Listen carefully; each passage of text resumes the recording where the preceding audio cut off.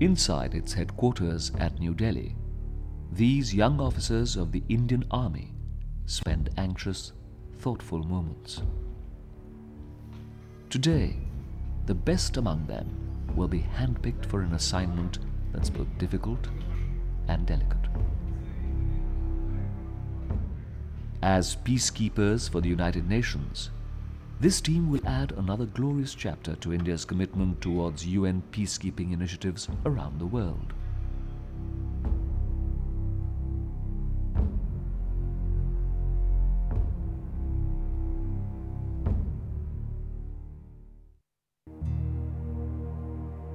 For the United Nations, it's been a road well traversed, a 60-year journey negotiating the harsh terrain of global politics, creating milestones out of its success stories. In these years, the United Nations has successfully overcome challenges and achieved its objectives with the participation and contribution of member states, with international peacekeeping being one of the most daunting tasks. Towards this endeavor of the United Nations, its member states, including India, have contributed soldiers for various peacekeeping missions around the globe. With their commitment towards duty, discipline and professionalism, Indian peacekeepers have been inspired to make sacrifices of the highest order, upholding the glorious traditions of the Indian Army.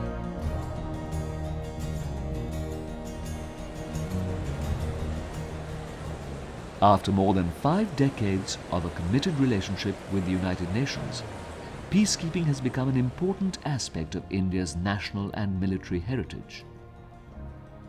It is a reflection of the country's fundamental beliefs and is considered integral to its foreign policy. Aspiring for peace and harmony, the principles of Panchsheel, we'd like people to come out of strife and disharmony onto the road of peace and progress. And if we can help them in that, I think India should and would, because we have the capacity and we have the will and we have the civilizational legacy. As one of the top contributors to UN's peacekeeping efforts, 70,000 Indian military and police personnel have served under the blue flag in 41 out of 57 peacekeeping operations across the globe. Such large troop deployment truly reflects India's capability and commitment in terms of professional soldiery.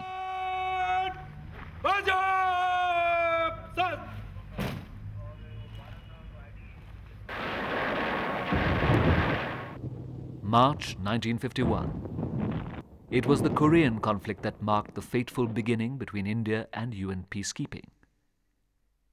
India's 60 para-field ambulance was sent to join the multinational force comprising 16 countries.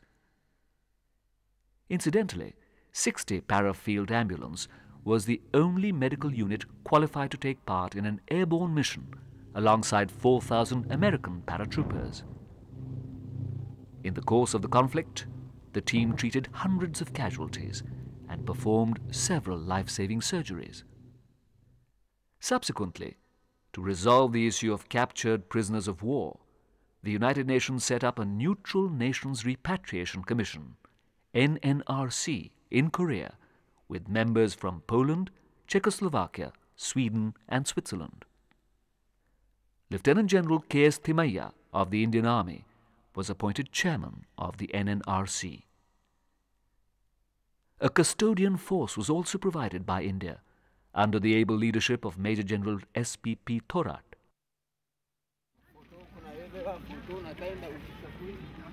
The mandate of a peacekeeping soldier is much more complicated. It cannot be equated with military engagement. Use of weapons is only a last resort. Only the best officers and soldiers with attributes like calm, reserve, and determination will do for peacekeeping missions. So, the selection process is a tough one. Based on the track record and the career profile of officers, how well they have done, in operational areas and their normal courses of instructions and decorations, they are selected and a merit is made, and thereafter the very best of them are called to the army headquarters for an interview, and it is only after the interview that a selection is made, approved by the Chief of Army Staff, and then the name goes to the MOD. The selected candidates receive meticulous and rigorous training that prepares them for extremely tough, complicated and tenacious UN missions ahead. Neutrality, fairness and respect for human rights must be clearly understood and adhered to. Would-be peacekeepers are also reminded that they are not going out to wage war, but to prevent infighting between belligerent groups. They are made to understand that the objective is to attain peace, not by force or armed conflict, but through calm and diplomatic reassurance. India now has the envious responsibility of sharing its expertise and capabilities in peacekeeping with other member countries. It's in this spirit that the Center for United Nations Peacekeeping, CUNPK, has been set up as a joint endeavour between the Ministries of External Affairs and Defence, Government of India. Since its inception, CUNPK has conducted a series of international, national and bilateral seminars like the Asia-Pacific Regional Training Workshop, Indo-UK Defence Cooperation Seminar, International Seminar on UN Peacekeeping, and 2 training capsules for contingent junior leaders, military observers and staff officers of troop-contributing countries. Military personnel of 20 UN member countries have already attended these capsules. The objective of the Center for United Nations Peacekeeping is to train military personnel to become good and effective peacekeepers.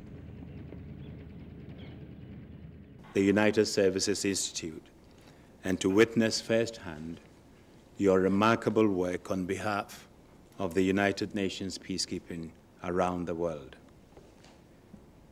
As a first-rank training center, you are providing tomorrow's peacekeepers with the tools, the experience, and the knowledge necessary to succeed in carrying out their mission. In your Director General Nambia, you have a man who is known and admired throughout the United Nations for his skills and leadership, and it gives me great pleasure and comfort to know that he's setting the standard for future graduates of this institute. Firstly, we have trained about 147 officers from 47 countries in the last 4.5 years. And, but more importantly, what has happened is that with the support of the Ministry of External Affairs, a number of developing countries, officers from those countries have been taken in for these courses at our expense, Government of India expense.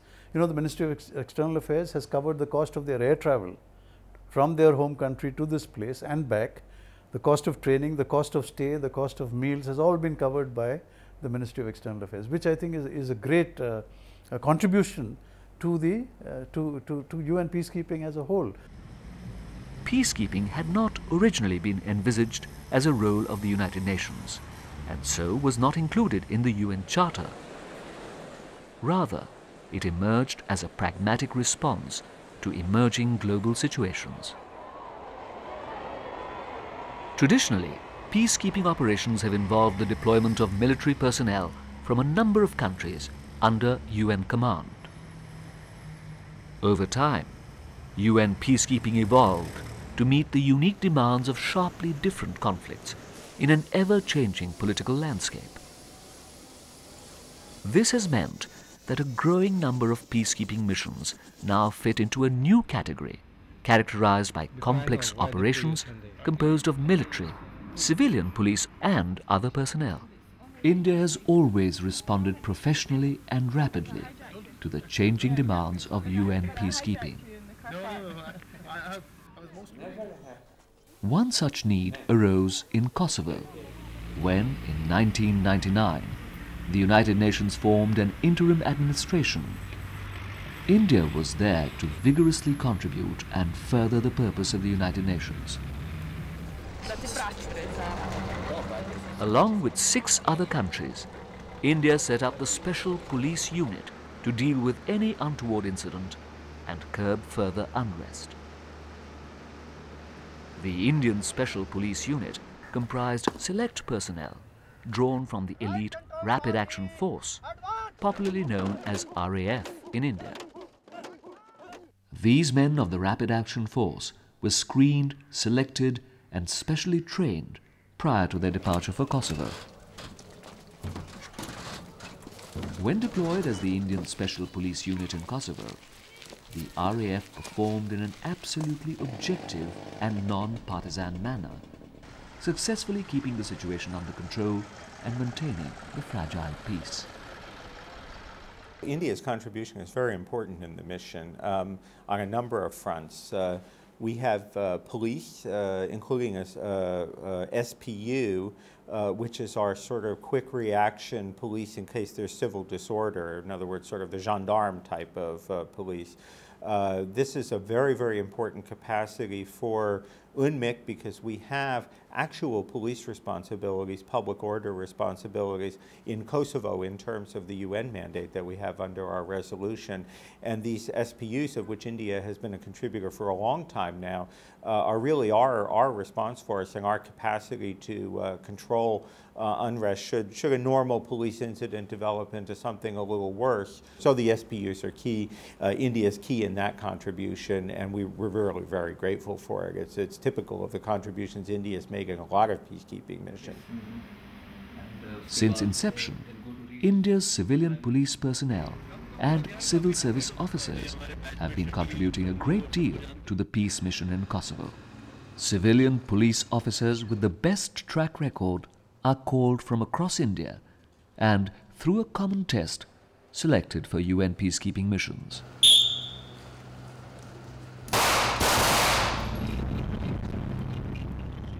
Working in different divisions of the United Nations mission in Kosovo, these personnel have carved a unique niche for themselves. Who are the subject of this operation are not violated. Indian civilian police officers play their multifarious roles with equal dexterity. The contingent of Indian civilian police officers is a part of the 46-nation international police force in Kosovo, a face among many faces that unite nations under the UN flag at times of crisis. The quality within Indian police is, first of all, they are professional police officers. They are democratic police officers. They are well trained. They are very polite, and they work, which means that they meet a time, work, and they really know what this is about. They train and they monitor the local police and have a great part in the success which the local KPS is. That's due to a lot of police officers, of course, from 46 nations, but last but not least, the Indian police officer and the way they are dealing with policing. Towering and all-powerful, this is the United Nations headquarters in New York. This building houses eminent custodians of a free and safe world. Among them is Lieutenant General Randhir Kumar Mehta of the Indian Army. Acknowledging his experience and capability, Lieutenant General Mehta was appointed as military advisor to the United Nations, becoming the first Indian to get this coveted post since 1969. Well, I share the pride of my countrymen and the entire Indian Army when I was appointed as the military advisor in the Department of Peacekeeping Operations. It's a post which carries with it a very heavy responsibility in that you are dealing with a large number of troop contributors, approximately 103 at any one time. You are dealing with 18 ongoing missions involving over 60,000 peacekeepers, and the various associated challenges with it, all this makes it a very exciting and challenging job. Since the very beginning, India has made its dynamic presence felt at the United Nations, with highly involved participation in various debates on peacekeeping. From time to time, India has effectively articulated its point and even made constructive suggestions on the subject. In the same spirit, India played a key role in UN deliberations with regard to recommendations made in the Brahimi Panel Report on Peacekeeping in August 2000.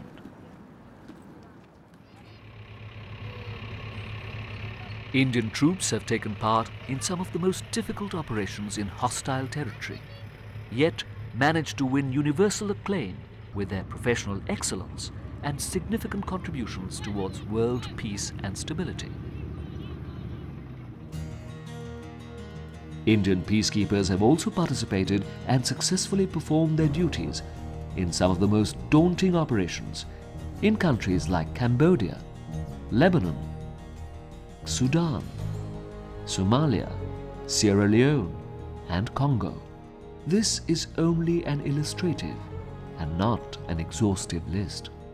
In all these conflicts, Indian soldiers have played and have distinguished themselves through discipline, training, and professionalism, and it is my hope that you can help set a new standard for UN peacekeeping. You have much to teach the peacekeepers of other countries who may share your enthusiasm and determination, but lack your experience and training.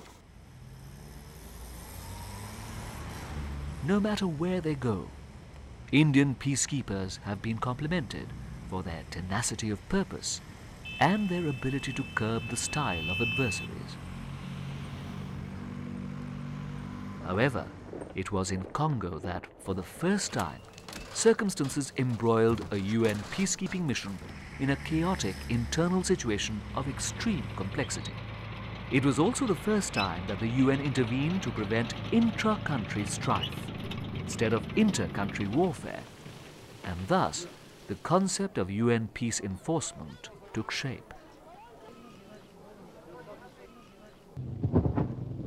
In the year 1961, when civil war broke out in the Democratic Republic of Congo, the Security Council adopted Resolution 161 in February that year, by which it authorized ONUC to use force as a last resort to prevent the civil war. On UN's call, India rushed the largest contingent of peacekeepers to Congo in 1961. The Indian Army's action in Congo thus became the first and longest-serving peace enforcement operation in the history of the United Nations. Congo was a difficult and dangerous mission, during which India lost many of its gallant peacekeepers, but managed to save the country from disintegrating. In 1997, when fighting erupted once again between warring factions in Congo, the UN Security Council, by its resolutions 1279 and 1291, authorized the creation of the United Nations Mission in the Democratic Republic of Congo, or MONUC, and the deployment of military personnel in the country.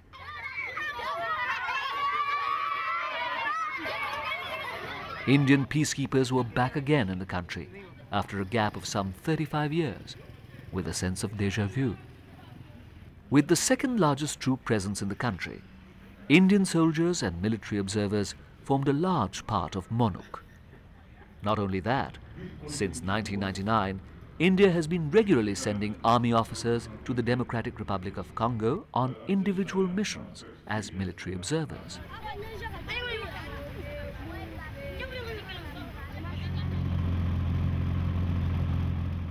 In spite of the hostile situation looming large all the time, Indian peacekeepers have done an excellent job and lived up to their reputation as a professional and effective force.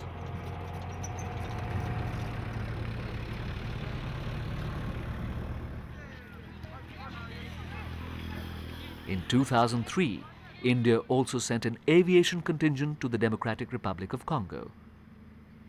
Once again, the pressure was on. the people of Congo expected the aviators to match up to the crucial role played by Indian troops in peacekeeping operations of the 60s.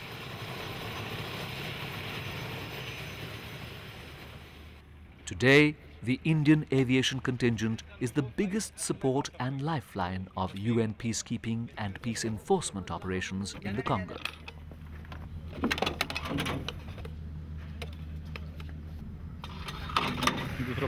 Indian attack helicopters participated in the biggest battle fought by the world body under the UN flag since 1994. Providing close air support to ground troops, they have often saved the lives of several fellow UN peacekeepers on the ground. We are very grateful to the Indian government for its consistent support to UN operations with very professional and very well-equipped troops. We particularly appreciate the fact that in the Congo, for example, India is providing a full brigade in Eastern Congo in the Kivu, and it is also providing attack helicopters, which is a very important force multiplier in the difficult environments that we have to operate in today.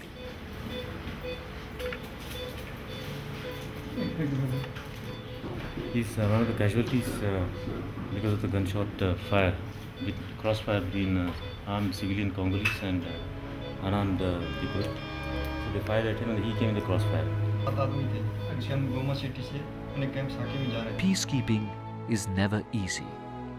The risks are very real and the costs often high. It's a painful admission that in terms of numbers, India leads the list of countries whose soldiers have made the supreme sacrifice while on a UN mission.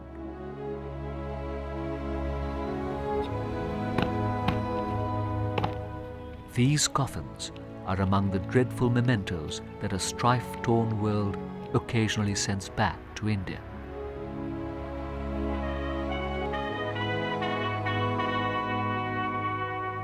Despite these unfortunate incidents, India, as a responsible member of the international community, remains firmly committed to UN peacekeeping efforts in order to further establish peace and security around the world.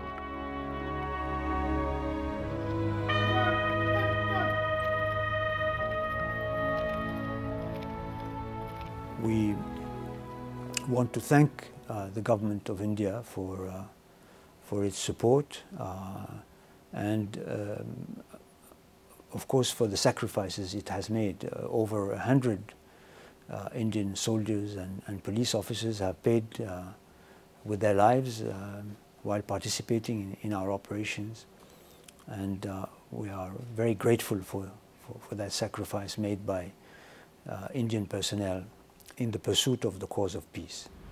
Must be, sir. I'll just get it checked up, sir. Over the years, India has emerged as one of the most dependable and sought-after troop-contributing countries. It is among very few countries in the world with an infantry brigade group standing by for peacekeeping operations. At any given moment, India has one infantry battalion ready to be deployed within 30 days and a brigade group within a period of 8 weeks from issue of orders. Indian peacekeepers are always at the forefront when it comes to taking up difficult challenges. It is because of such genuine and selfless contribution to world peace that India's relations with the UN have been strong and are becoming even stronger with each passing day. We have been responsible members of the United Nations.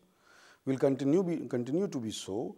Our belief in the United Nations is exemplified through our participation in various aspects of the United Nations governance. This is one of those aspects, and we have done all that we could. In fact, we have done more than we were required to do, and it has enhanced our prestige in the United Nations. And I suppose, like I said earlier, it has showcased our ability not only to undertake these kind of missions, but to undertake them well in a disciplined manner. In helping the United Nations face these unprecedented challenges, India has provided a shining example to all troop contributing nations and indeed to the entire international community. So let me take this opportunity to commend the Indian military for their admirable service in the cause of peace.